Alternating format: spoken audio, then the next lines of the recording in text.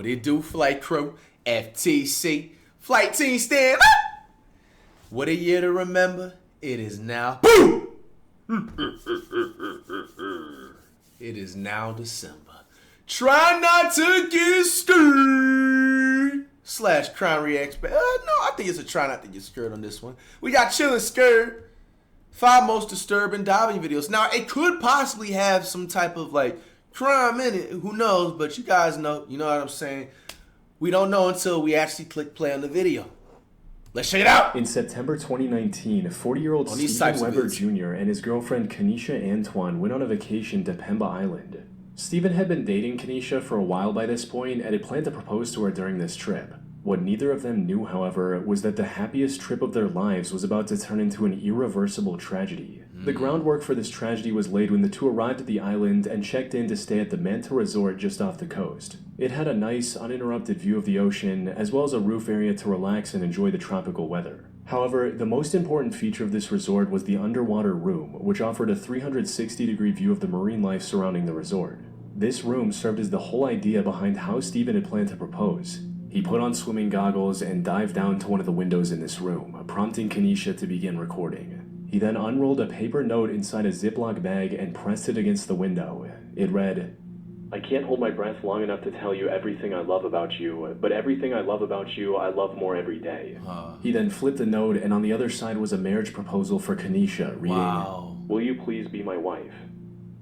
Wow, that's so romantic. Oh, it's so cute.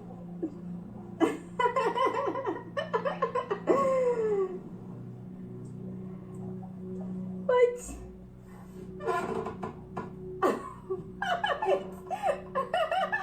Oh, romantic. Oh, he really has the ring in there. He's tripping in the sea.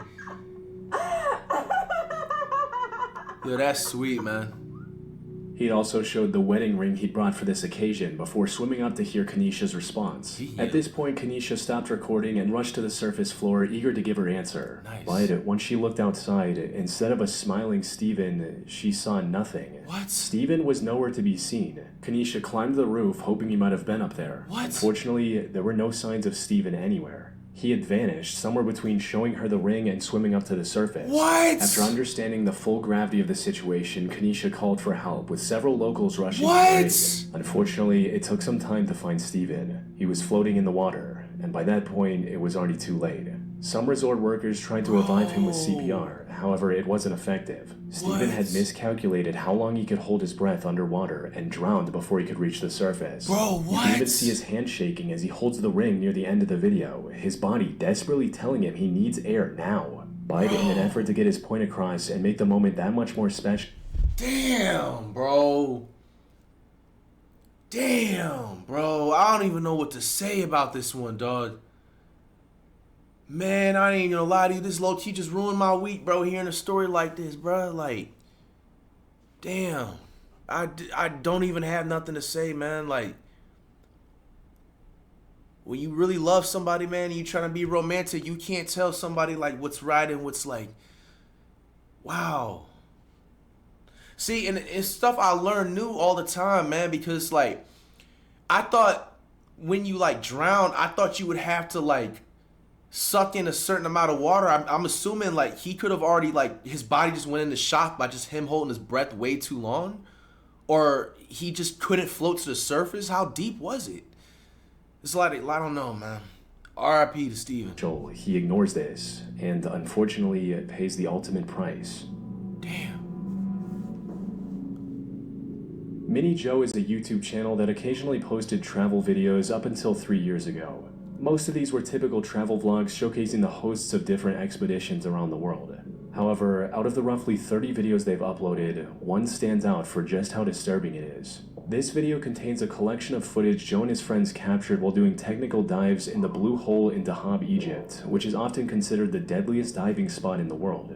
There are a few conflicting reports on the total number, but most people agree that somewhere between 130 and 200 divers have met their end while trying to reach its depths. What? That is an average of 8 lives lost per year, and unfortunately, the total is still going up. Okay, so, like, bro, let me get this straight. If you get a warning like that ahead of time, are you still gonna risk it to dive?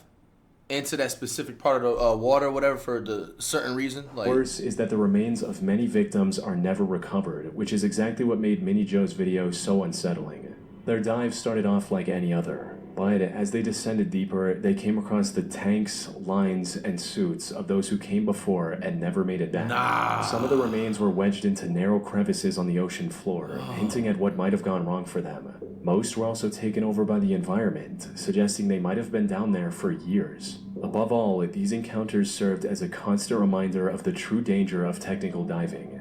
Divers often have to carry multiple heavy tanks before they can even begin the descent. Then, once they're in the water, they have to constantly monitor their oxygen levels while also staying aware of their surroundings. Things only become more dangerous the deeper they dive, where even a moment's distraction can quickly turn fatal. However, all of this is true for any dive, regardless of the location. What makes the Dahab blue hole even more dangerous is the false sense of security it provides. Blue holes, for those who don't know, are like vertical caves in oceans that go a lot deeper than the surrounding ocean floor. And the one in Dahab, Egypt is an even more extreme version of that. Wow. One of the biggest contributors to its deadliness is its depth of about 426 feet, or around 130 meters, which isn't very apparent from the surface. It's also an almost vertical drop to the bottom. This catches many new divers off guard, causing them to miscalculate their gas levels and tragically become another name on the memorial near the diving site. One of the most well-known cases of this is 22-year-old Yuri Lipsky, a Russian diving instructor with plenty of experience under his belt. However, he had no prior experience with the Dahab blue hole, resulting in it taking his life. wow. The footage from his recovered diving camera showed him descending into the depths faster than expected, struggling to keep his gas levels in check, trying to quickly slow down his descent, causing the buoyancy device to burst, and eventually succumbing to nitrogen poisoning in just 4 minutes after starting his dive. However, the sheer Is depth... that nitrogen poison? Anybody can let me know that's into this type of stuff.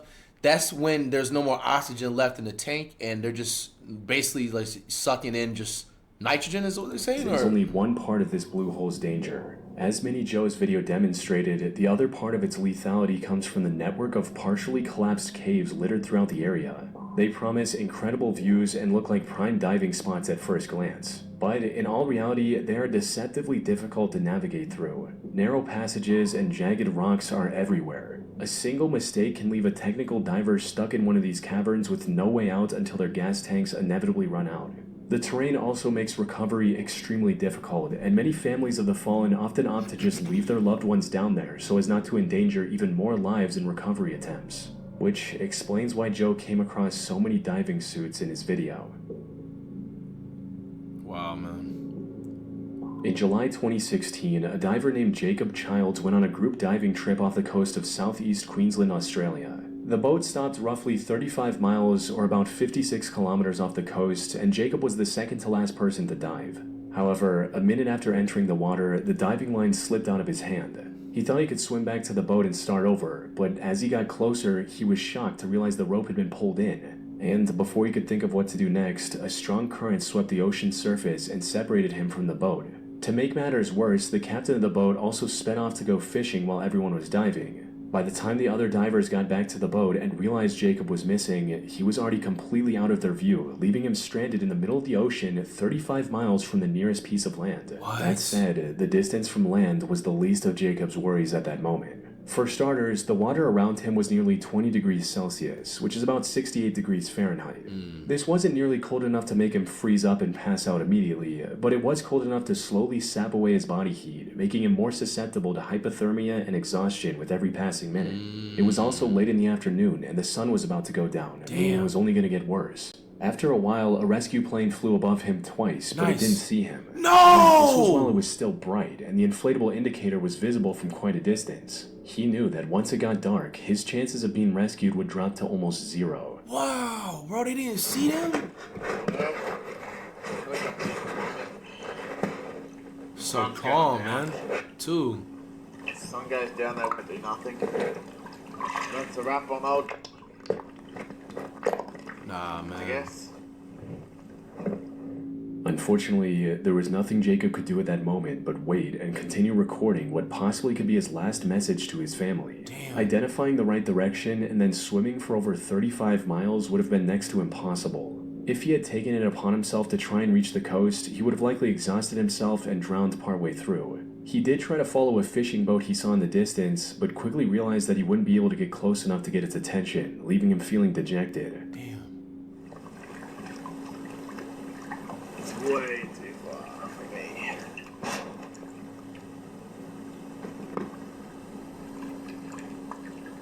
It'd be like 15, 16 meters now.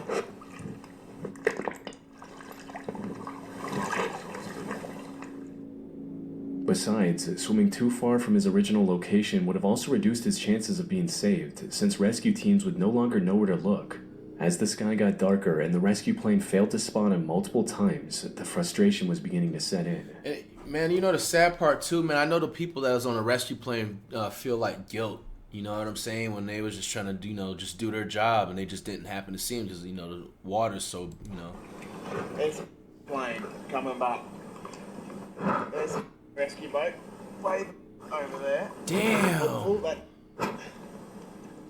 The salty seawater was also making him extremely dehydrated, worsening his chances of survival by the minute. However, Jacob was experienced enough to know that panicking or getting angry wouldn't do any good. The right thing to do was to stay put while exerting the least amount of effort. After drifting in the middle of nowhere for over 6 hours, he was finally spotted by a helicopter and brought to safety on a rescue boat. With the sun nearly below the horizon, he came dangerously close to losing his life that day. Fortunately, he was able to recover with no permanent injuries. Nice! Nice! Let's go! He was able to make it. Let's go!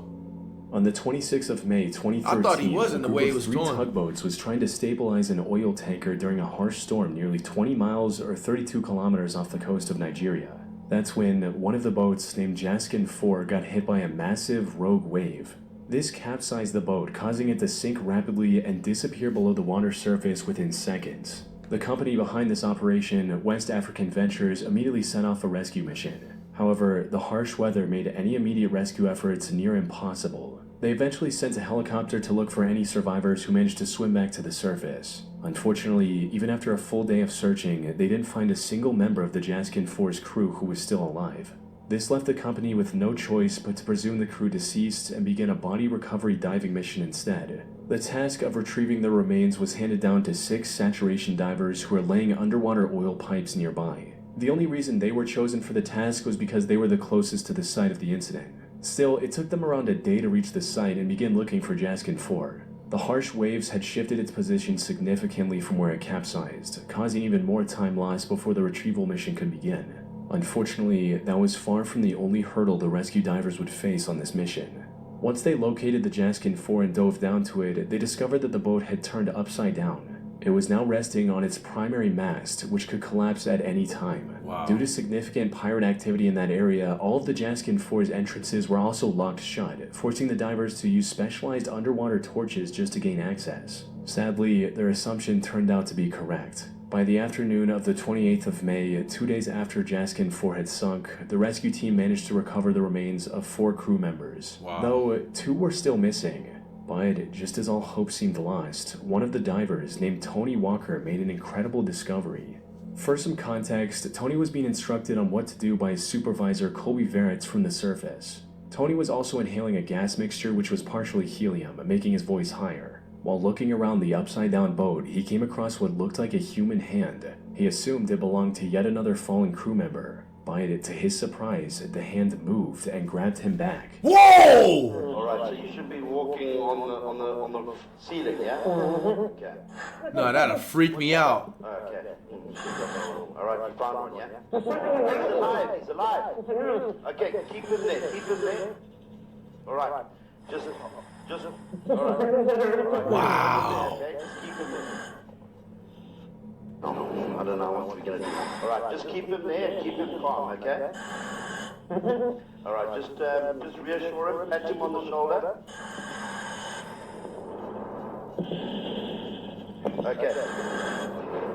Whoa. This was 29-year-old Harrison O'Kenny, Jaskin 4's resident cook. After over 60 hours underwater, Harrison was somehow still alive. 60 hours? Yo! He was quite aware of everything that was going on around him and remained calm to help the rescuers do their job. Apparently, Harrison was in the bathroom when the boat capsized. He tried to rush to the emergency lash, but water rushed in and trapped the crew inside. To his knowledge, Harrison was the only one who managed to survive after creating a makeshift indoor raft from plywood, cardboard, and a mattress. After finding him, rescuers gave him fresh water and a harness to keep him close. However, the divers knew they didn't have much time to plan a proper rescue mission. You see, the air pocket Harrison was in was about to run out, likely in less than an hour. Harrison could end up suffocating if they didn't act quick enough. On the other hand, they couldn't just strap him into a rope and pull him back to the surface. He had already spent over 2.5 days in an extremely high-pressure environment. That is crazy. Taking him to the surface too quickly could have caused decompression sickness, which in extreme cases can also be lethal. Wow. Fortunately, due to the that's crazy. Yo, that is crazy as hell, dog. You heard that fact right there? If they would have rushed him to the surface, he could possibly be unalive because he's basically inhaling too much of the Earth's oxygen way too fast because he's been underwater, technically, you know what I'm saying, for like 60 or 2 days. Underwater oil pipes, the divers were uniquely equipped to deal with these. Which damn near is 60 hours, almost 3 days. A pressurized diving bell attached to the vessel, which they put Harrison in after consulting a doctor. Had this been a standard diving crew with regular scuba gear, they wouldn't have had anything to keep Harrison alive. Damn. Once back on the surface, he also had to spend some more time in a decompression chamber to avoid decompression sickness, and was fairly okay after that. However, while he recovered physically, the mental trauma of being trapped in an upside-down boat on the ocean floor for over 2 days with no idea if anyone was coming to save him left him with PTSD, something he is still recovering from to this day. Hey, man. Bro, that is crazy. On December 13, 2013, YouTuber Kodiak Thunder uploaded a video showing a near-death experience he had while diving. Unlike many other divers, Kodiak's motive wasn't to just dive as deep as he could or reach some underwater landmark. Instead, his diving sessions were more about catching fish and crustaceans by hand or with a spear gun. But while chasing a lobster, he swam too far into an underwater cave. He managed to catch the lobster he was after, but when he turned around, he had no idea how to get out.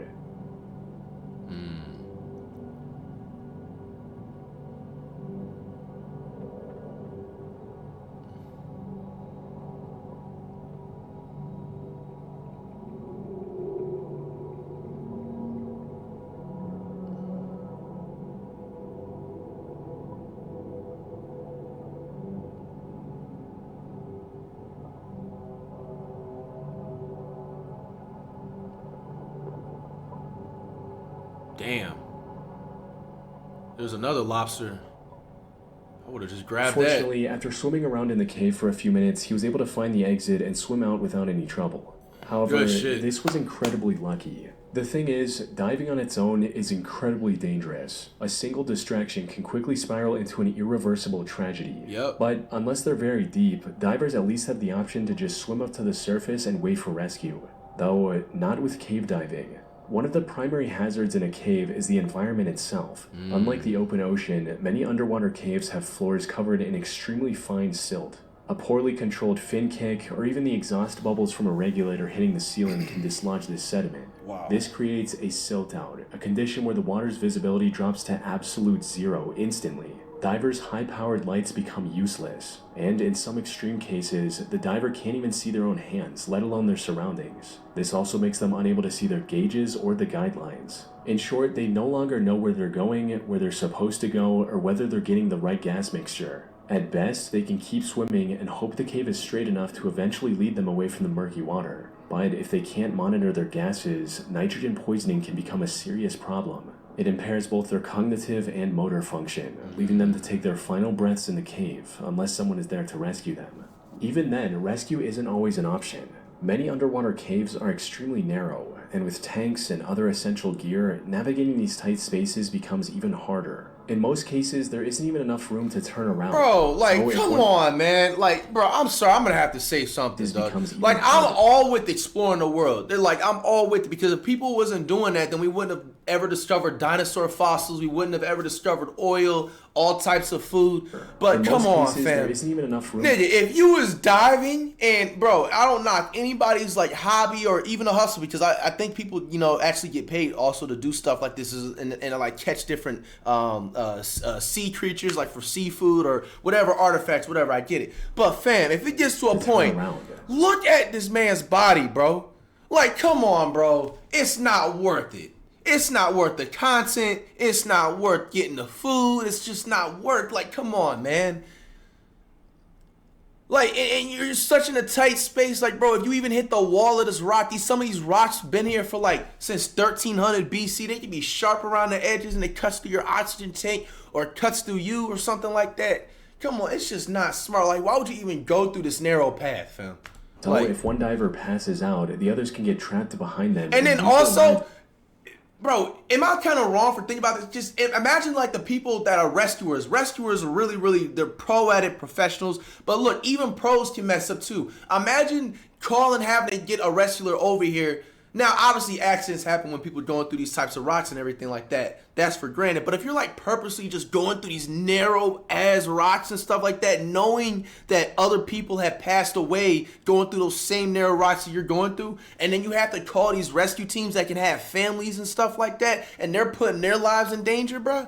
Like, come on, that's gotta be. That's selfish, man. There as well. One of the most well-known cases of this exact scenario happened on February 6, 2014, when a team of 5 Finnish cavers visited Norway to go cave diving through Plura Cave. All 5 of them were veteran cave divers and knew exactly what they were doing. They even had mapped out the exact route they planned to follow. However, as they were crossing the narrowest section of the cave, the cylinder of one of the divers got stuck, preventing him from moving forward and blocking the others behind him. The chaos of the situation resulted in 2 of the divers panicking, failing to monitor their gauges, and passing away within minutes. Oh my gosh. The other 3 barely made it out alive as well. That's One sad. had to squeeze past the stuck diver by removing his gear and swimming the rest of the way, gasping for air from tiny pockets. Wow, bro, that is. I know he got survival guilt. Y'all heard that right there, right?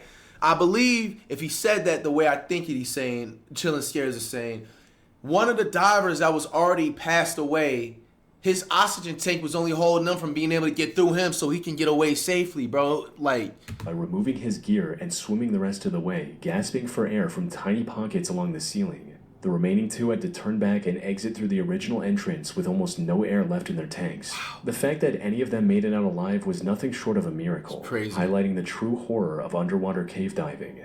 Because when things go even slightly wrong during a cave dive, even the most experienced and well-prepared divers can struggle to survive. Wow, man. Hey, man, that was very interesting. You know what I'm saying? Also a combination of very sad, man. Make sure if y'all decide to do diving, man, make sure y'all know what you're doing. Make sure y'all be careful out there.